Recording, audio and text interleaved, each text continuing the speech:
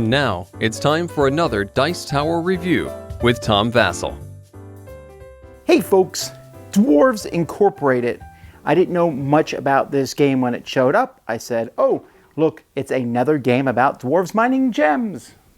Whee! Now, when I did open the box, I was like, what is this? There was piles of gems in the game.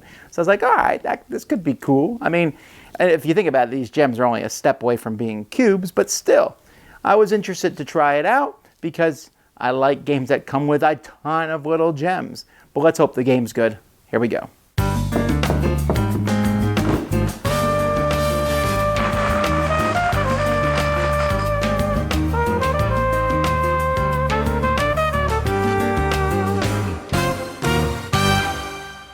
So this board here always gets placed in the center. The other boards are randomly put around it, and on it are spots to put the gems. And you'll notice that the board is a little busy. In real life, I found it easier to do, but even still, sometimes the colors, like for example, this orange and this red don't match exactly. But this is how the game starts. There's also a small deck of cards near the board, and each player is going to get one of these boards. Now, on a player's turn, they are going to pick any color and take 3 gems of that color and place them out. Except the first turn, person only gets 1, the second person gets 2, but after that, 3 gems of the same color. And what you do is you place them adjacent to that color already, and you can kind of just, move around the board. And what you're trying to do is you're trying to cover things up. Now, there are some rules about when you're moving around the board. Some of the spots on the board, you cannot go into those spots. So for example, this tentacle here has a red border around it. You can't go into there. Other spots show a tunnel space, and so when you go into a tunnel space, your next one has to come out another tunnel space somewhere on the board. So it allows you to move around.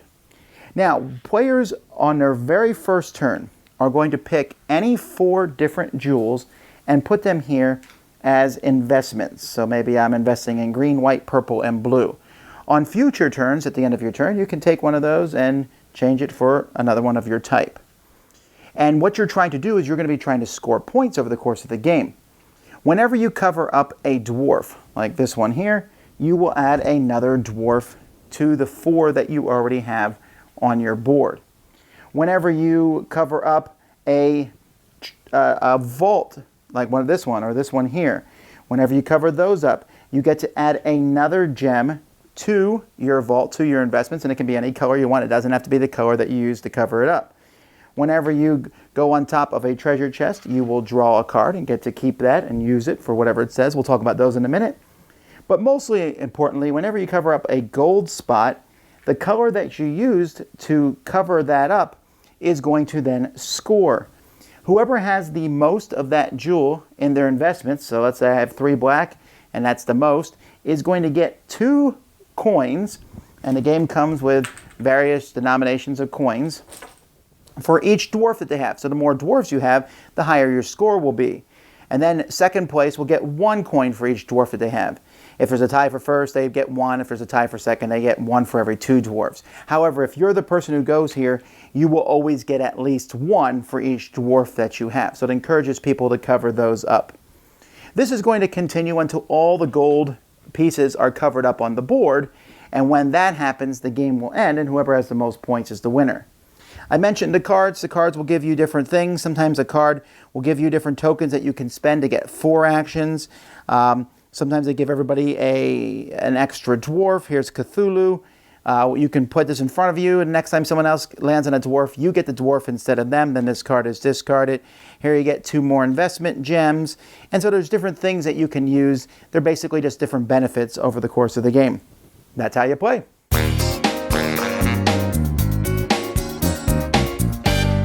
Whoa, but wow, guys. I was really impressed with Dwarves Incorporated. And I'll tell you why. The concept of the game is very simple. You simply put 3 gems out on your turn. Now, granted, there's a little bit more to it than that. You have to pick which color. There's 8 colors. You have to pick where they go. You have to pick, are you going to use a special card if you have one? You're going to pick if you're going to rechange your investment. But these aren't very difficult. This is essentially an abstract game, right? And while I love all the gems, the board could have been a little bit clearer And, the components themselves aren't very high quality, but the gameplay superseded that for me. This game reminded me of one of my favorite games, which is Through the Desert, where you're putting 2 camels out. This had a similar feel to that, where here you're putting out 3 gems, and I really just found that fascinating because you want to do everything. You want more dwarves. More dwarves is great. Every time you score, you get more. Instead of getting 8 points, you could get 10 points, or 4 points, you get 5. You get 2 dwarves, now you're getting 6. So getting those dwarves is useful, but at the same time, those cards can be really handy.